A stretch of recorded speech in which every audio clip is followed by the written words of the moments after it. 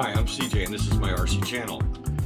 Okay, the stiffer arms came in this morning, and that is part number 71152, short course 6.2 side rails carbon, and they're supposed to be, the parts are supposed to be 25% lighter. In this case, they're definitely not that much lighter. Okay, stock arms are 37.2 grams. Carbon arms are 34.8, so almost 35. So we're talking a 2.5 gram difference. I didn't go, it wasn't really interested in the weight as much as the stiffness, and they are considerably stiffer than the stock rails. So this will really help tighten up the chassis if that's what you want to do. I'm going to go ahead and put these carbon arms on the chassis right away, since I had to pull these off anyway to do this weight comparison. So if you're trying to shed weight, you're only going to shed a couple of grams, but you will definitely stiffen up your chassis. As far as the weight from the front arms, I can't speak to that, but the press release said a 25% difference in weight, and that is not the case. So just bear that in mind if you're buying them. Now, the real reason to buy them would be for the strength and for the stiffness. If you're trying to stiffen your suspension, stiffen your chassis. And there's definitely situations and reasons to do that. So if that's what you're heading towards, great, I recommend them. If you're thinking you're going to save a bunch of weight, probably not as much the way to go. So I'm just going to go ahead and put these carbon arms back on in place of the stock arms. I'm going to keep the stock arms aside, and if I feel the suspension is too tight or the chassis is too tight, I will go ahead and switch them back and see if that changes the situation. But I'm going to go ahead and start out with the stiffer rails to begin with. And I definitely recommend pre-tapping the holes if you can. If you don't mind taking the time, I think it's worth it.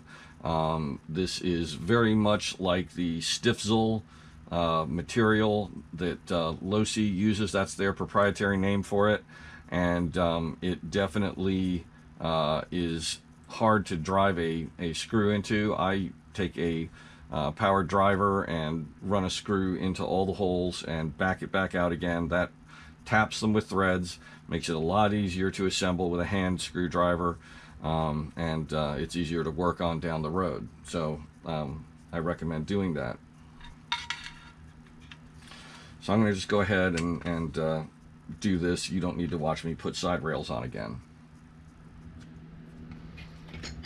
Okay, so we had just finished bag 6 step 4.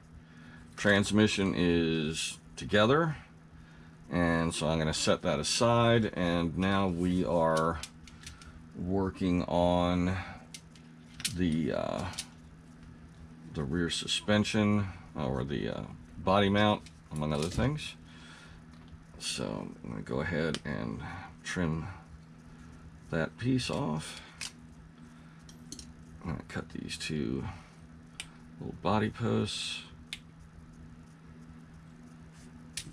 and I'm not sure where this comes into play, but I'm going to go ahead and cut it free. Okay, nothing else in the tree, toss that. So we need the rear body mount and we need our shock tower. So our shock tower is going to screw onto our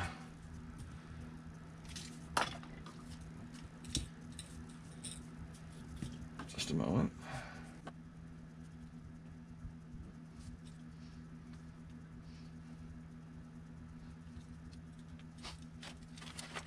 Okay, I just need to pause up and figure out something real quick. Okay, issue solved. I was just momentarily confused by these two seemingly identical pieces. they are almost identical. One says layback, that's for the layback transmission here that I did not use. The other one says lay down, that's for the lay down transmission that I am using. So those go aside. I need to make sure I put that where I don't look at it again going, oh no, what did I do? Okay, so we are going to attach our tower to the back side of the transmission mount, and we are using 4 M3x12s. I'm using titanium because I got them, and I'm going to take a moment and tap those holes.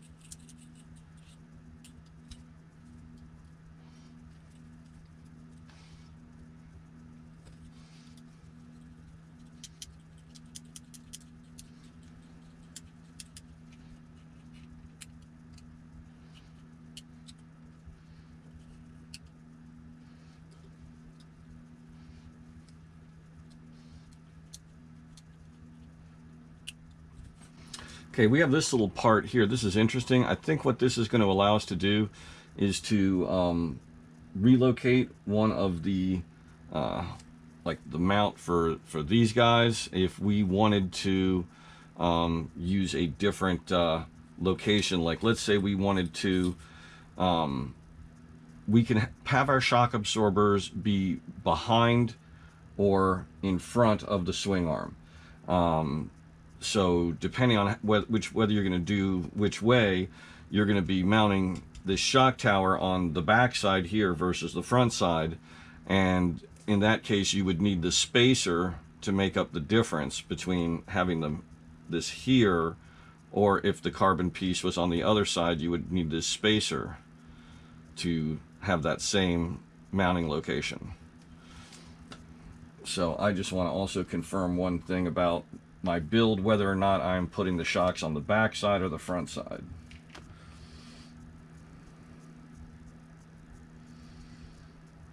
Okay, I am putting the shocks on the rear of the arm, which also looks to be the stock location.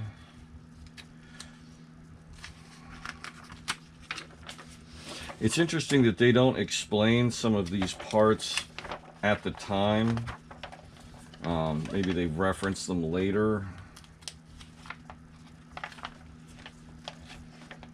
Just doing a quick flip through here to see if I see. Yeah, okay, here we go. Shock mounting option.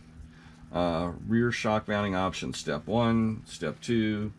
And it's exactly as I said. You mount the shock tower on the front side of this brace. You use that little plastic adapter piece, so that's worth having in the event that I do want to make that change. That also allows the rear bumper not to need a different piece, just that one little plastic adapter. Very nicely engineered, I gotta say. So our next step is we need a pair of M2.5 by 14s, and those are going to be these little guys right here.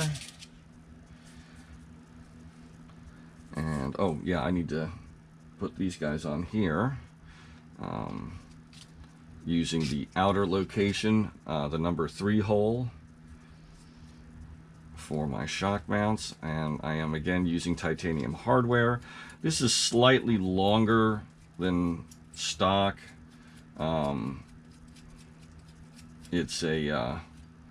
It's listed as a 14, but it really measures out to about 13 when you take into account that it's got a rounded tip.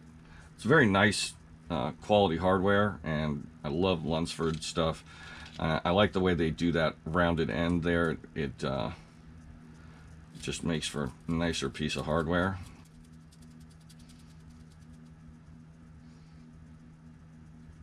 Okay, let's see.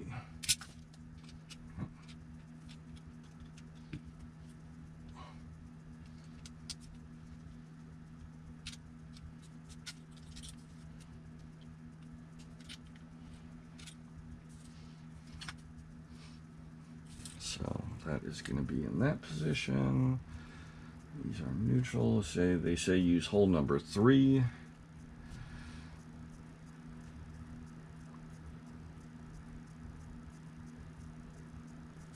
Which would be that one.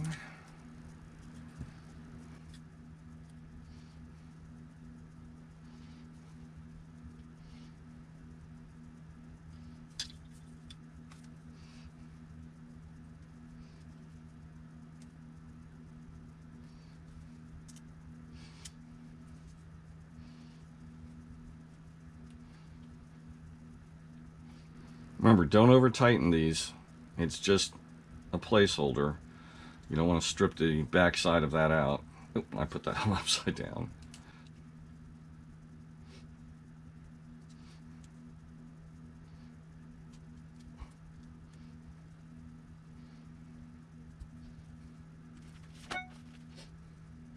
Okay, M3x10s, 2 of them.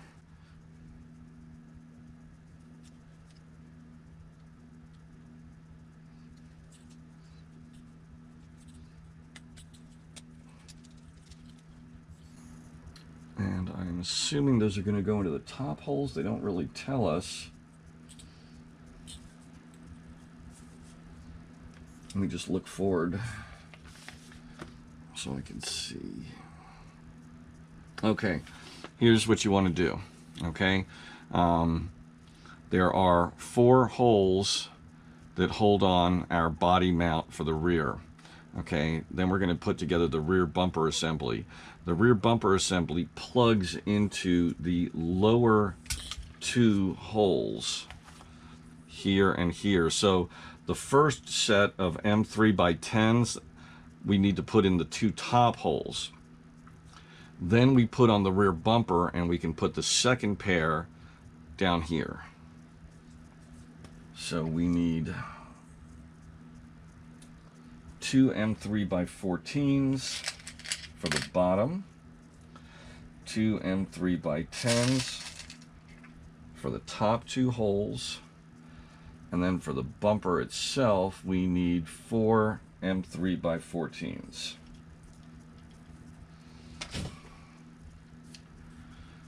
Now this is soft plastic, so go easy on these screws. This top piece, not so much. Still be careful with it, but the bottom screws are going to go into the bumper, and those are definitely soft. The plastic is soft because it's a bumper.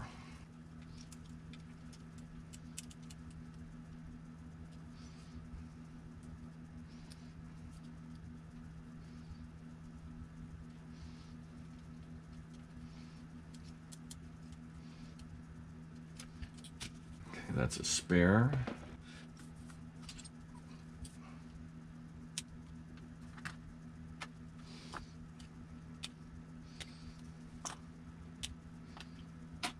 Okay, so we've got one really long screw that I'm not going to have a titanium replacement for.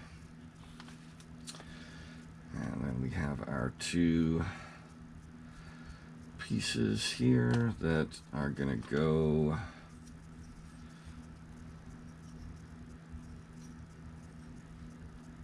okay, just making sure they're not different one side to the other.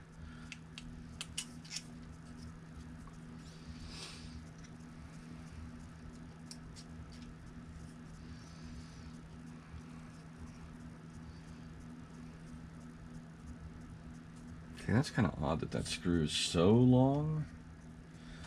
Do we really need all that sticking out there? Is there something else that's going to attach? Yes.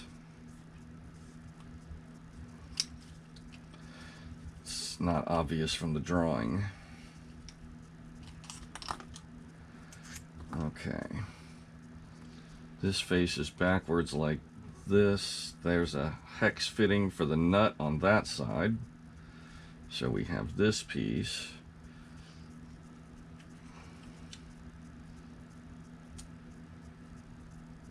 Nope. Like that. Like this. And then like that.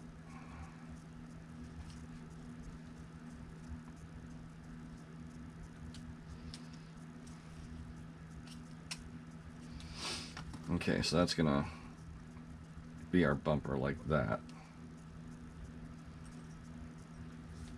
There's the bumper assembly. So, one lock nut.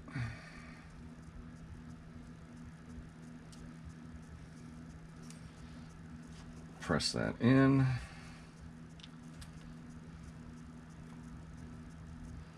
And we don't want to tighten this down so it doesn't move. You want to just tighten it down so the nut is about flush. You want these pieces to have movement to them. They don't have to be crazy free moving, but you definitely want them to be able to move, because the bumper is gonna need to be able to collapse inward and then spring back, and this pivot action is essential to that function. So let's see, we are gonna do it like this.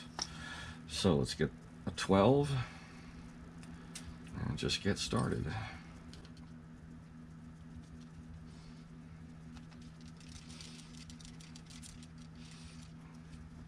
I'm not going to tighten them all the way just yet. It'll be easier to do them all at the end when everything is in position.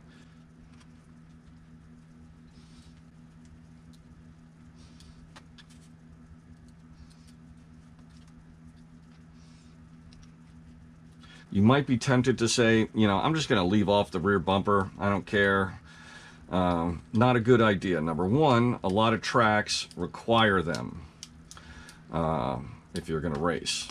Number two, if you've got your shocks mounted rearward and someone runs into you without a bumper, they could damage one of your shocks. They could bend up one of the springs. They could knock it off the spring perch. They could hit it hard enough to, you know, really damage the shock, bend the shock shaft, something like that. And then the car is stuck. You're not going any further. So bumpers may be a little goofy, but they are, in a lot of cases, a must-have to be legal to race. And they're worth having from a, I don't want to do ridiculous damage to my car point of view.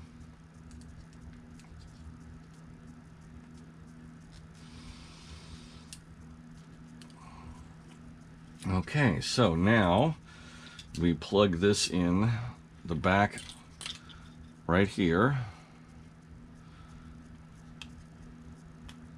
like that, and then we take our two remaining 12s,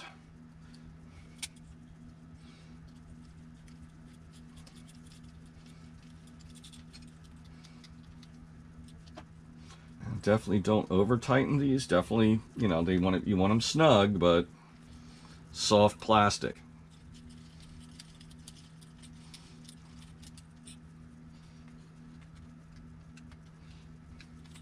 Okay, one rear bumper assembly.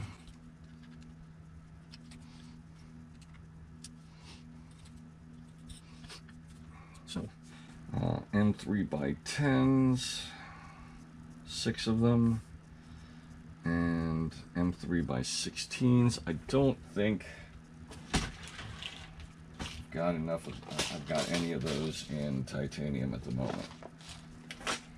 Meaning for some reason it's harder to find titanium flatheads in M3 for some reason.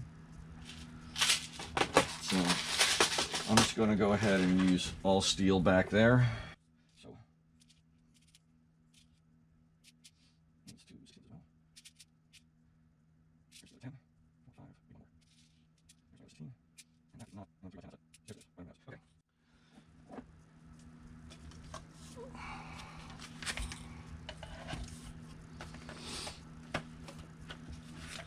So we are still in bag 6. We are on step 8. This is probably one of the last steps.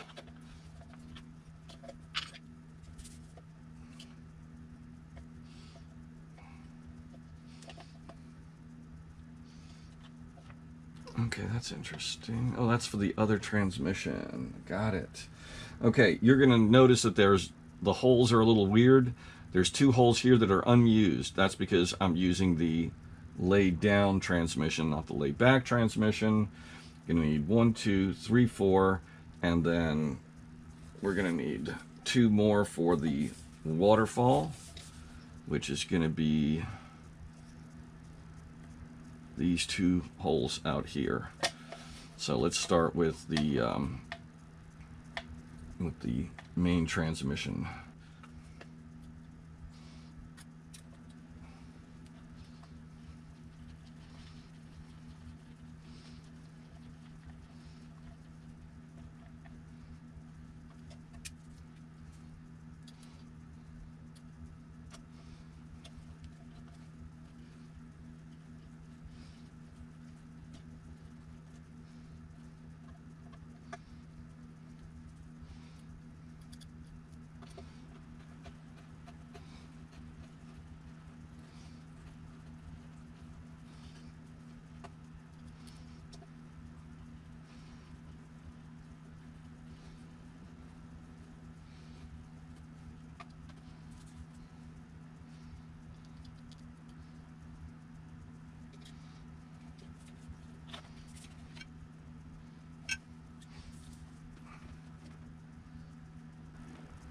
Duh.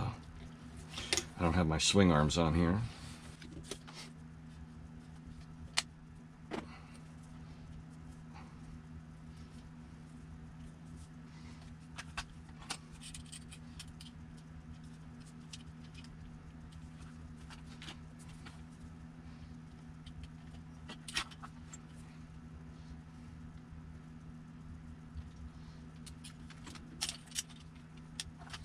Drop the pill. That goes to the outside.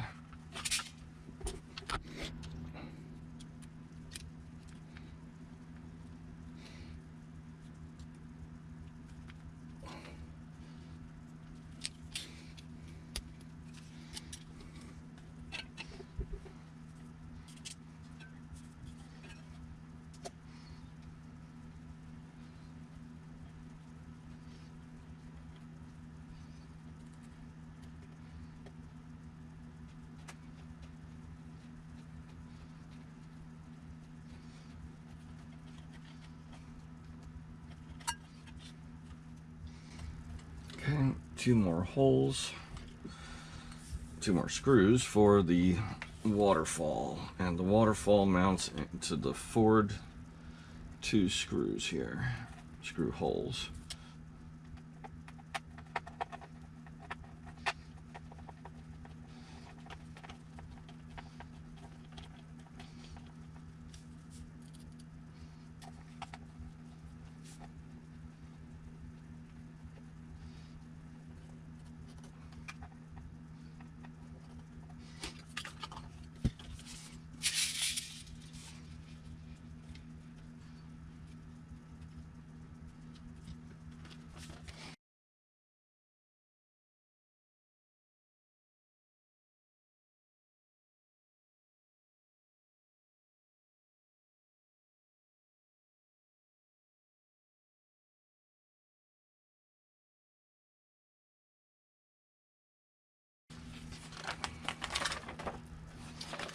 Okay, we are moving on to bag 7, step 1.